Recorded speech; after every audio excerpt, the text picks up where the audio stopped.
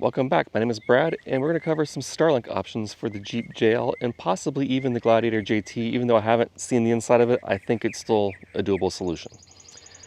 Now, I've had Starlink since the Gen 2 with the articulating dish, and it's great, but it's not easy to have while in motion without having to do some modifications with cutting the dish and everything. However, with the Starlink Mini, it's very portable. It can fit into a backpack, small box, but it also makes it very easy to use while in motion. However, I don't have a rack on the Jeep, and suction cups, while they do work, I'm kind of questionable if I want to use suction cups to hold up the Starlink Mini on top of the roof.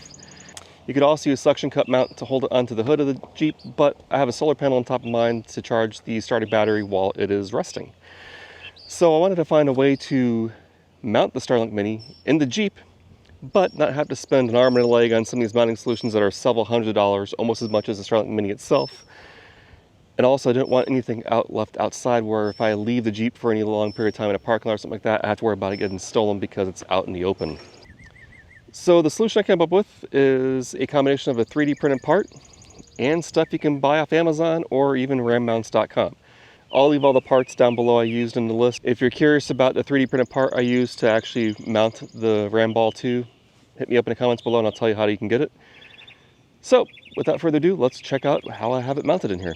So the Jeeps have fiberglass roofs, which makes it very easy for the transmission of the satellite to go through.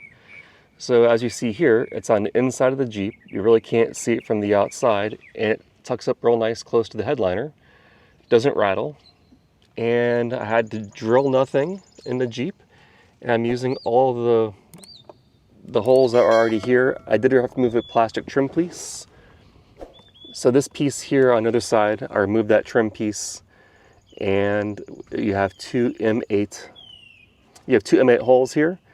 So I have a M8 C-mount ball here, arm, and then I have it hooked up there, and it's neatly tucked up there. It doesn't rattle. And the best part is you have access to 12 volt here. So if you're using one of these nifty little power delivery adapters, you can plug it right into your USB-C port here, or you can use your 110 inverter that's built into the Jeep. And even better, you can use a battery bank. So I can have it completely powered off the battery or a power station by USB-C, and you have Starlink in motion in your Jeep without having anything outside the vehicle. It is waterproof, but now it's protected from all the elements and theft because it's kept inside your vehicle. But this keeps your complete cargo area open. You can route the power cable anywhere you want to keep it out of the way. This is a very quick and easy solution. It was super inexpensive. You're talking under like 50 bucks in parts, and it's the easiest to set up. The part I printed to mount the Starlink Mini to the Ram Ball has a 1/4-20 thread on it, which means I can now take this off of the Jeep and mount it onto a tripod, and I can put it anywhere I want instead of just using the kickstand to hold it up.